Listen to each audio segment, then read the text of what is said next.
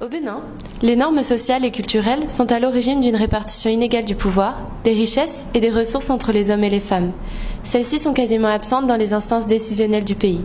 Pourtant, elles sont les principales actrices de nombreux secteurs économiques et pourraient porter de nouvelles idées qui enrichiraient la vie politique du Bénin. Le programme de renforcement des capacités d'action des femmes, RECAFEM, vise à accroître leur participation dans les différentes sphères de la société.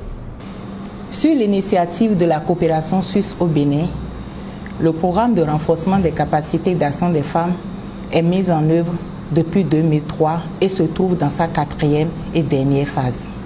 CARE Bénin Togo a reçu le mandat d'accompagnement technique et financier des partenaires de mise en œuvre du dit programme et apporte un appui conseil aux 25 centres de promotion sociale pour la prise en charge des survivantes de VBG.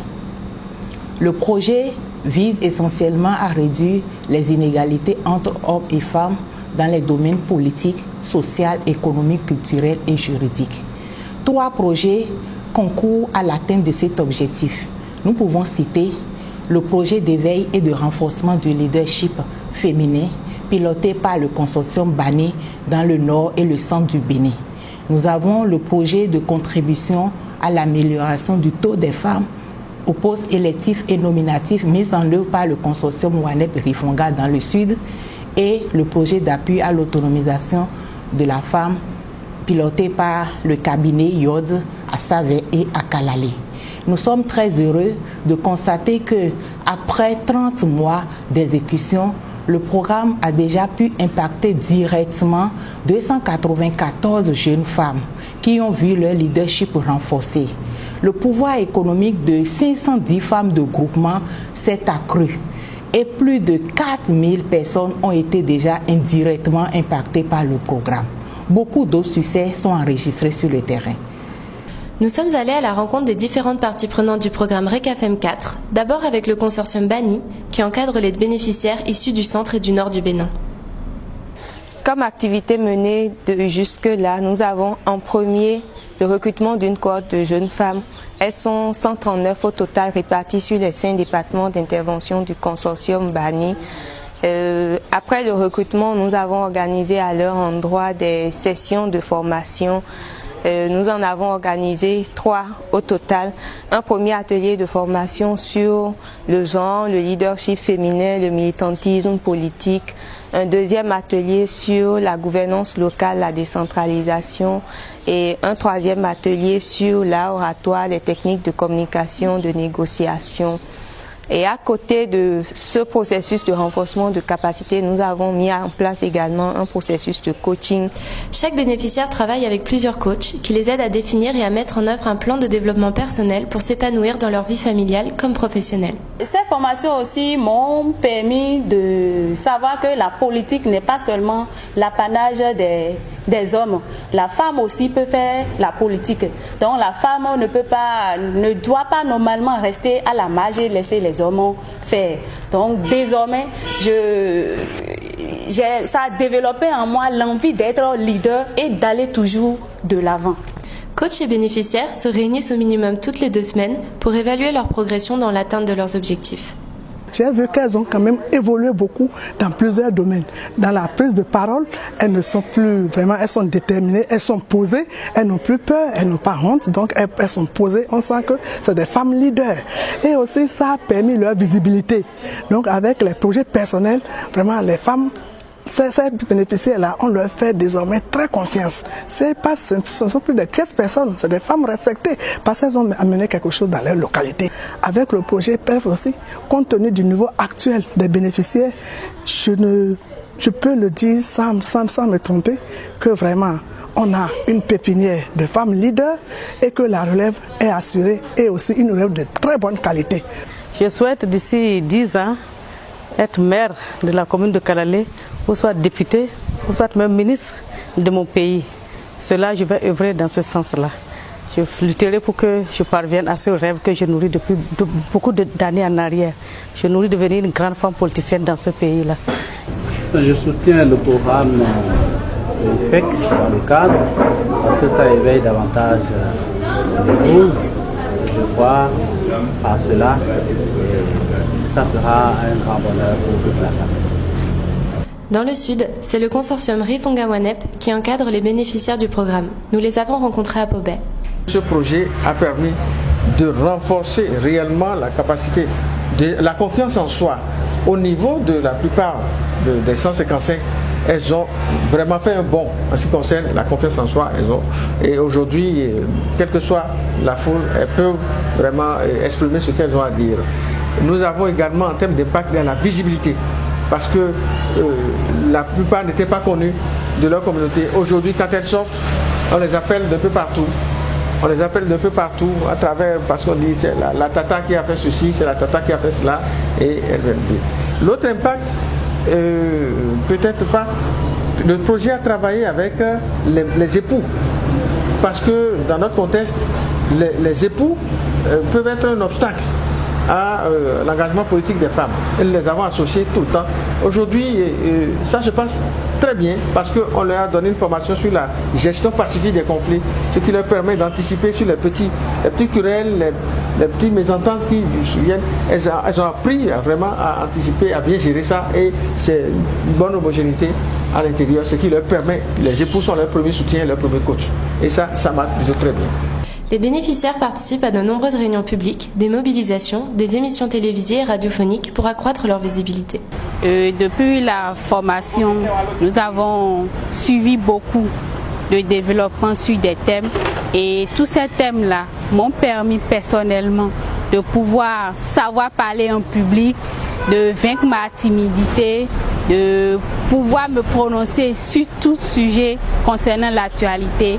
Et grâce aux formations aussi, je sais que je peux participer à toute initiative pour le développement de ma communauté. Le projet Recafé m'a apporté plus d'assurance en moi-même. C'est vrai que j'ai été, mais ça m'a donné beaucoup plus de confiance en moi-même. Et ça m'a permis d'avoir aussi une petite visibilité. Je crois que ça, on ne sait pas prendre, et ça ira plus que ça. Et puis j'aimerais ajouter aussi que le projet Recafé m'a promu, a aidé à ma promotion. J'ai été nommée récemment et c'est en partie grâce au projet Recafé. Les femmes ne sont pas assez représentées. Et quand je pense à ma soeur Karim Rafiatou, et à son âme, elle s'est battue tout le temps pour que les femmes aillent de l'avant au Bénin. Elles sont jeunes, elles sont nouvelles, on va les aider. Il faut tisser la nouvelle corde sur l'ancienne corde.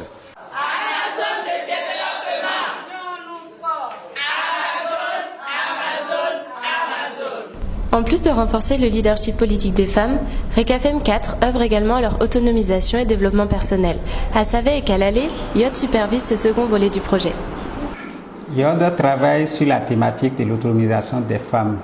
Dans ce cadre, il a réalisé en 2014 une étude sur les conditions d'accès des femmes aux ressources productives. Et cette étude a montré que la plupart des femmes n'ont pas accès aux ressources productives et elles ne participent pas aux prises de décision malgré leur contribution aux dépenses de fonctionnement de leur ménage et de leur communauté. Pour relever ce défi, Yoda a élaboré le projet pilote d'appui à l'autonomisation des femmes qui est un des projets du programme RECAFEM. Ce volet organise des formations techniques, dons de matériel et aide les femmes à définir leurs objectifs personnels. C'est la démarche Hacheyori. Le projet nous a appris comment faire un plan d'affaires. Le projet nous a appris comment faire économie. Si tu travailles là, il faut finir. C'est ce qu'on appelle la Hacheyori. Pour Thérèse, la formation a notamment permis d'améliorer la qualité de production de ses galettes, appelées Kouli Kouli. C'est le centre de production que Yod est en train de construire pour les femmes, qui va les servir à faire les transformations. Ce que vous voyez à côté là, c'est le magasin. Yod valorise également l'innovation en soutenant la mise en place de groupements, appelés chez Caire Bénin Togo les Fafawa. De façon régulière, les femmes membres de ces groupements se réunissent pour épargner de petites sommes d'argent, mais également emprunter de l'argent au groupe dans le but de renforcer leur pouvoir économique. Toutes les opérations sont gérées collectivement. Comme la plupart des participantes au projet 2PAF de Yod, Hélène suit à la fois les formations agricoles et artisanales de la démarche Hacheyori et est également membre d'un groupe Fafawa, ce qui l'aide dans son activité de transformation du manioc en gari. Avec Fafa maintenant, on sait comment garder de l'argent, comment emprunter de l'argent à nous les groupements Et avec l'argent qu'on emprunte, ça nous envoie, comment dirais-je, de bénéfices quoi. Et dans notre langue là, on dit Yara Oberi Dide. La femme, vite, soulève-toi pour travailler, pour s'efforcer. Le programme fournit aussi un appui conseil, matériel et institutionnel à 25 centres de promotion sociale pour améliorer leur prise en charge des survivantes des violences basées sur le genre. Nous nous sommes rendus dans celui de Zé. Et depuis 2016, au centre de promotion sociale de Zé, nous avons pu appuyer environ 40 survivantes de VBG. Un appui complet qui leur permettait quand même de se faire prendre en charge sur le plan sanitaire et un accompagnement également pour la mise en œuvre de différentes activités pouvant assurer leur autonomisation.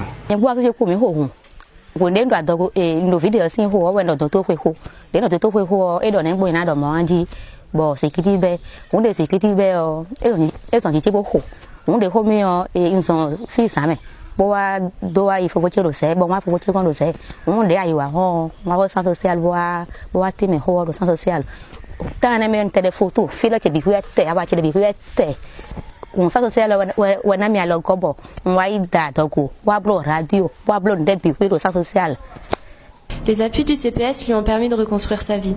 Elle vit désormais une relation de couple équilibrée et a même démarré une activité de revente d'huile. RECAFEM tirant vers sa fin, la coopération suisse, initiateur et bailleur du programme, nous a donné ses impressions sur les résultats. La thématique du genre, c'est-à-dire la question des inégalités hommes-femmes, est transversale à toutes les interventions de la coopération suisse au Bénin. Et c'est pour cela que nous y faisons attention dans les 3 domaines prioritaires d'intervention qui sont l'éducation, formation professionnelle, la gouvernance locale et le développement rural. Alors, dans l'état des lieux, on constate qu'il y a des domaines où les inégalités sont très flagrantes et donc il faut agir pour un peu équilibrer les choses. C'est ça qui nous amène à faire des interventions spécifiques, dont le programme de renforcement de capacité d'action des femmes, qui est initié depuis 2003 et dont la 4e phase a commencé en 2016. C'est la 4e phase a appris des 3 autres phases et aujourd'hui nous avons des progrès très significatifs en matière de leadership politique des femmes. Nous avons des jeunes femmes leaders engagées qui ont conscience de ce qu'elles veulent et qu'est-ce qu'elles veulent être en matière de leadership politique. Nous avons aussi des femmes qui ont été impactées par le programme et qui ont un plan, des projets de vie personnelle et se battent pour les accomplir. Et la question des violences basées sur le genre aussi, au niveau des centres de promotion sociale, est quand même mieux abordée avec l'appui des uns et des autres. Et sur tous ces progrès, nous sommes en train de réfléchir sur comment nous allons aller loin.